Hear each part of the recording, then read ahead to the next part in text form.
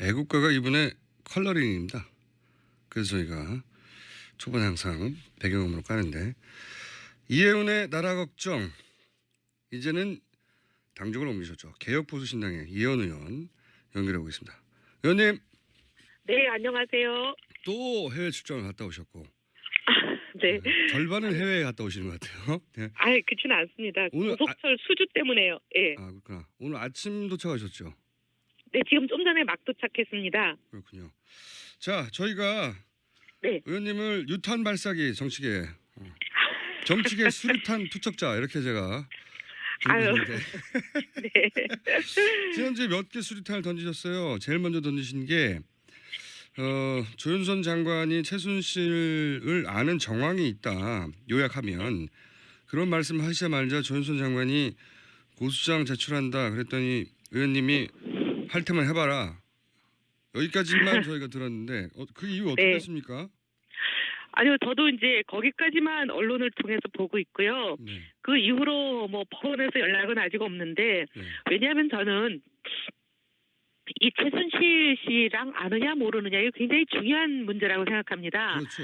왜냐하면 지금 이제 요즘 며칠 동안 뉴스가 나온 거, 문학의 블랙리스트, 조윤선 장관이 이 문제의 핵심에 있다라는 여러 가지 정황들이 나와서 특검이 오죽하면 국회에다 대고 조윤선 장관이 그동안 문학의 블랙리스트 존재하는지조차 몰랐다. 본 적도 없고 자기가 실행한 적도 없고 얘기를 들은 적도 없다라고 얘기한 게 위증이라는 증거를 가지고 있다. 그러니 국회 보고 위증으로 고발해달라라고 요청을 해서 어젠가 위증으로 이제 국회가 고발을 의결을 하지 않았습니까? 고발을 했죠. 이런 이제 그 문학의 블랙리스트 핵심 인물로 보이는데요. 이 문학계가 우리 최순실 씨가 그동안 여러 가지를 쥐락펴락하면서 온갖 본인의 이권도 개입하고 뭐 거의 국정을 농단한 그런 본진 아니겠습니까? 근데 이 본진에 문학의 블랙리스트를 작성을 했을 때 최순실 씨가 배후라고 많은 분들이 생각하고 또 여러 가지 정황도 있는 거잖아요. 그러면 이것을 직접 작성했다고 의혹을 받고 있고 또 문체부 정무수석이었을 당시 작성했다는 의혹 또 문체부 장관으로 옮겨와서 이거를 실행하려고 했고 또 지금 이제 특검이 얘기하는 것은 이 증거를 인멸하려고 파기 지시를 내렸다. 이런 증언을 확보했다는 거잖아요. 직원들로부터. 그러니까 이런 여러 가지 모든 일련의 과정에 다 개입이 돼 있는 조윤선 장관과 최순실 씨가 어떤 관계에 있는지 이게 밝혀져야 문학의 블랙리스트의 모든 것이 온전히 밝혀지는 거 아니겠어요?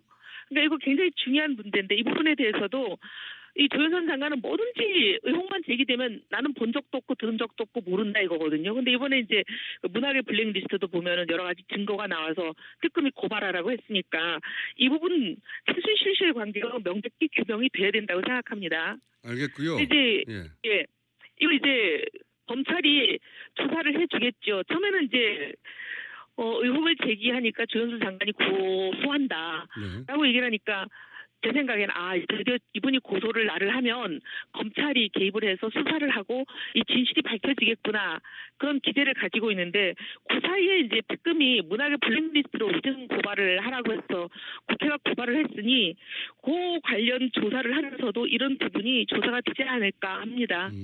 그때 이런 말씀도 하셨어요. 이제 저만 그런 얘기를 들은 게 아니다. 다른 분들도 있다고 하셨는데. 네. 그리고 의원님 그 전화기에서 약간만. 네. 그 지금 침이 튑니다. 네, 알겠습니다. 네.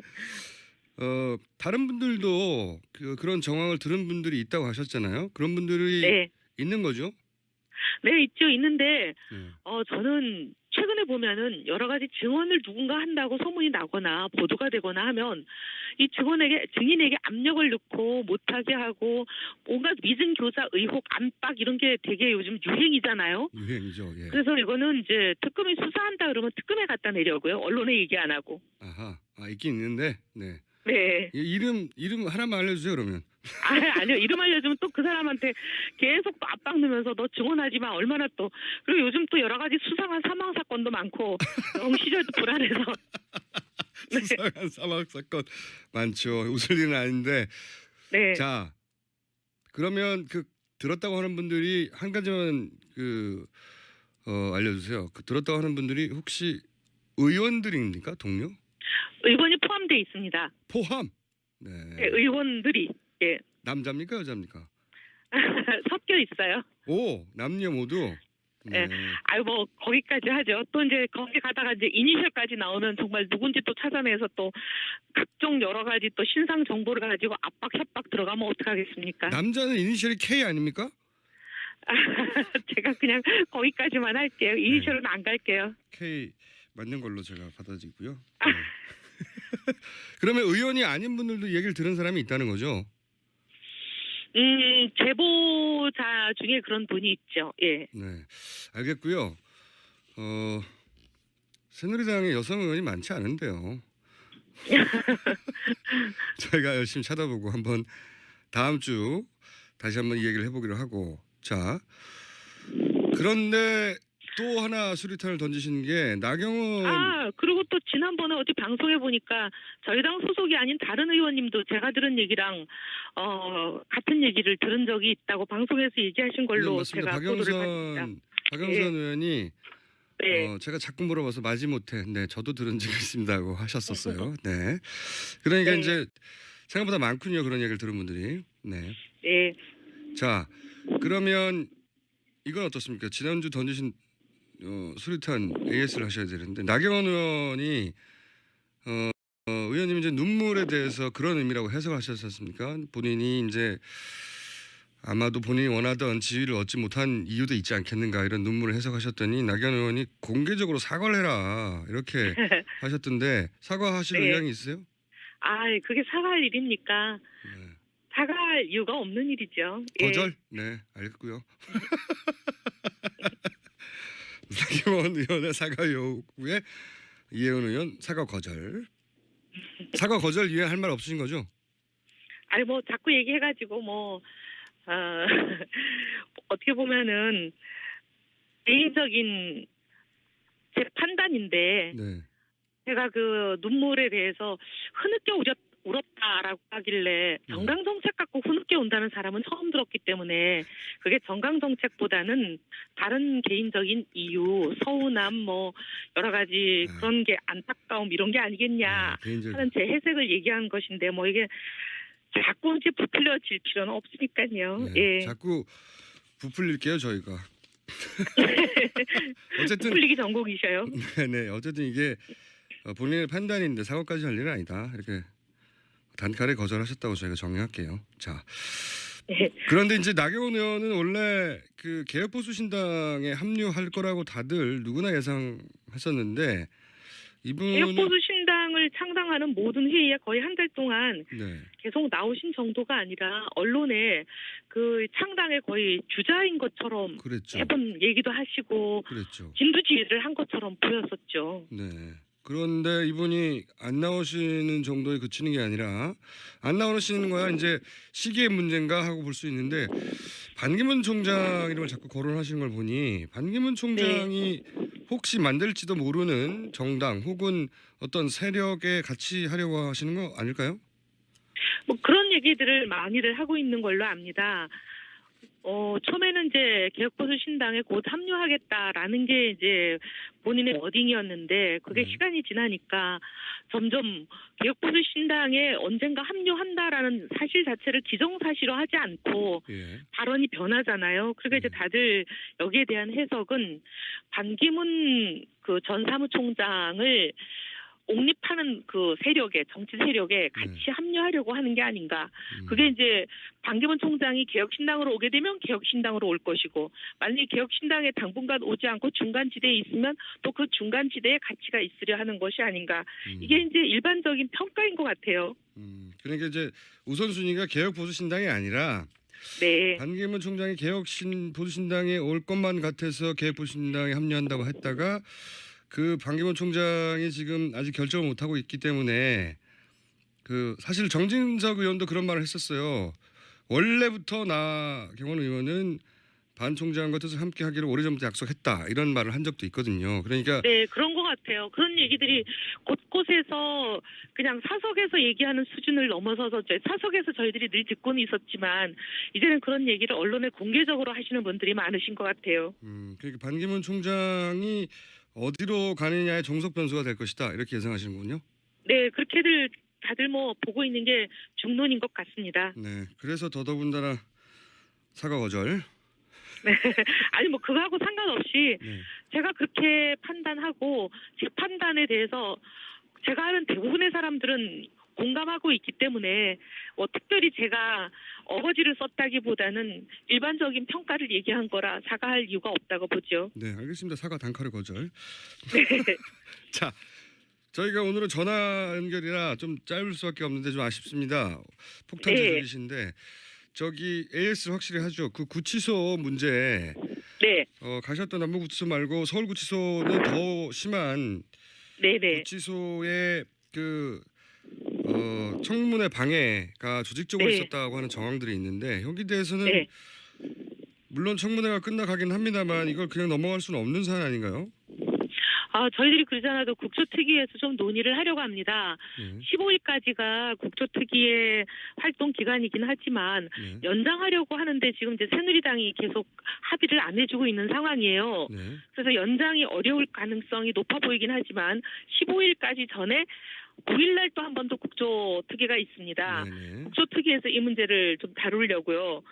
이제 국회라는 곳이 이렇습니다. 우리 그러지 않아도 이제 최순실과 같이 국조에 나오기를 아주 그냥 고의적으로 거부하고 불참하는 이렇게 알치 증인들에 대해서 강제 구인을 하는 네. 그런 법을 지금 발의를 해놓고 있지만 이게 이제 국회에서 처리가 안 되는 거잖아요. 네. 근데 이제 우리 정세균 의장에게 이걸 몇 번 찾아가서 저도 말씀을 드려봤는데, 근데 이제 정세균 의장님의 입장은 이런 거예요. 국회라는 곳은 교섭단체 대표들끼리 합의가 돼야만 뭐든지 할 수 있는 곳이다. 그렇죠. 합의가 되면 여자를 남자로도 만들 수 있다. 근데 합의가 안 되면 여자가 여자라는 걸 확인을 해줄 수도 없는 곳이 국회다. 그런 네, 비유를 사실 하셨습니까? 네, 그렇게 표현을 하세요. 근데 네. 국회가 사실 그런 면이 있어요. 교섭단체 대표끼리 합의가 안 되면 국회의장이 직권상정을 할 수 있는 거를 법으로 딱 못 박아놨어요. 별난, 천재지변 뭐 이런 식으로요. 네. 근데 이제 사실 이게 별난이나 천재지변은 아니잖아요. 그렇죠. 그러니까 국회의장은 자기가 직권상정할 수 있는 법적인 길이 없다 이렇게 이제 말씀을 하시는데 왜 교섭단체 간에 합의가 안 되냐? 이건 지금 새누리당 원내대표가 절대 합의를 안 해주기 때문에 그렇거든요. 새누리당을 제외하고 모두가 합의가 돼 있는 상황입니다. 그렇군요. 그래서 이제 좀 새누리당이 이 부분에 대해서 국민들의 여론과 생각을 좀 무겁게 받아들여 주시면 좋겠다 이런 생각이죠. 알겠습니다. 그 정세균 의장님이 여자를 남자로 만들 수도 있다는 비유를 하셨다면 저희가 한번 확인해 봐야 되겠네요. 정세균 의장님이 원래 국회의장이 이제 방송 인터뷰를 안 하는데 저희가 어떻게든 한번 확인해 보겠습니다. 오늘 말씀 감사하고요. 즐겨 쓰시는 표현이세요. 네. 그래요? 네. 자, 오늘은 짧아서 오셨으면은 훨씬 더 저희가 부풀리기를 할 수 있었을 텐데 부풀리기 네. 다소 아쉽고요. 정리를 하자면 조현선 장관은 나를 빨리 고소해라. 나경원 의원 사과 거절. 나경원 의원 반기문 총장의 종속 변수. 야, 예, 제목 많이 나왔고요. 종속 변수 그거 우리 진행자가 하신 표현입니다. 어쨌든 뭐 뜻이 달라지지는 않지만 네. 네, 동의 그러면 오늘 여기까지 하겠습니다. 네. 네, 감사합니다. 네, 우리 청취자 여러분들 새해 복 많이 받으십시오. 네, 새해 복 많이 받으시고요. 지금까지 개혁보수신당의 이혜훈 의원이었습니다. 애국가가 이분의 컬러링입니다. 그래서 저희가 초반에 항상 배경음으로 까는데 이혜훈의 나라 걱정 이제는 당적을 옮기셨죠. 개혁보수신당의 이혜훈 의원 연결해 보겠습니다. 의원님. 네, 안녕하세요. 또 해외 출장을 갔다 오셨고 네. 절반은 해외에 갔다 오시는 것 같아요. 네. 아예 그렇지는 않습니다. 오늘 고속철 수주 때문에요. 예. 아 그렇구나. 오늘 아침 도착하셨죠? 네, 지금 좀 전에 막 도착했습니다. 그렇군요. 자, 저희가 네. 의원님을 유탄 발사기 정치계 정치계 수류탄 투척자 이렇게 제가 아유. 부르고 있는데 네. 지난주에 몇 개 수류탄을 던지셨어요. 제일 먼저 던지신 게 조윤선 장관이 최순실을 아는 정황이 있다. 요약하면 그런 말씀 하시자마자 조윤선 장관이 고소장 제출한다. 그랬더니 의원님이 할 테면 해봐라. 여기까지만 저희가 들었는데 그 이유 어떻게 네. 됐습니까? 아니요, 저도 이제 거기까지만 언론을 통해서 보고 있고요. 네. 그 이후로 뭐 법원에서 연락은 아직 없는데 네. 왜냐하면 저는 이 최순실 씨랑 아느냐 특검이 얘기하는 것은 이 증거를 인멸하려고 파기 지시를 내렸다 이런 증언을 확보했다는 거잖아요. 네. 직원들로부터. 그러니까 이런 여러 가지 모든 일련의 과정에 다 개입이 돼 있는 조윤선 장관과 최순실 씨가 어떤 관계에 있는지 이게 밝혀져야 문학의 블랙리스트의 모든 것이 온전히 밝혀지는 거 아니겠어요? 그러니까 이거 굉장히 중요한 문제인데 이 부분에 대해서도 이 조윤선 장관은 뭐든지 의혹만 제기되면 나는 본 적도 없고 들은 적도 없고 모른다 이거거든요. 근데 이번에 이제 그 문학의 블랙리스트도 보면은 여러 가지 증거가 나와서 특검이 고발하라고 했으니까 이 부분 최순실 씨의 관계가 명백히 규나 모르느냐 이게 굉장히 중요한 문제라고 생각합니다. 그렇죠.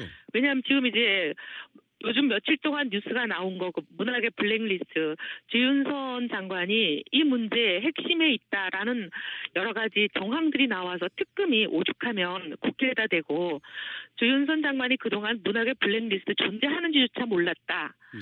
본 적도 없고 자기가 실행한 적도 없고 얘기를 들은 적도 없다라고 얘기한 게 위증이라는 증거를 가지고 있다. 네. 그러니 국회 보고 위증으로 고발해달라라고 요청을 해서 어젠가 위증으로 이제 국회가 고발을 의결을 하지 않았습니까? 네. 고발을 했죠. 실출했습니다. 이런 이제 그 문학의 블랙리스트 핵심 인물로 보이는데요.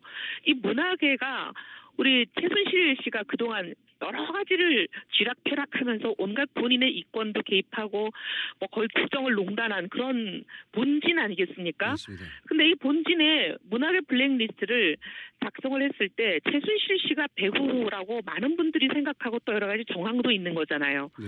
그러면 이것을 직접 작성했다고 의혹을 받고 있고 또 문체부 정무수석이었을 당시 작성했다는 의혹 또 문체부 장관으로 옮겨와서 이거를 실행하려고 했고 또 지금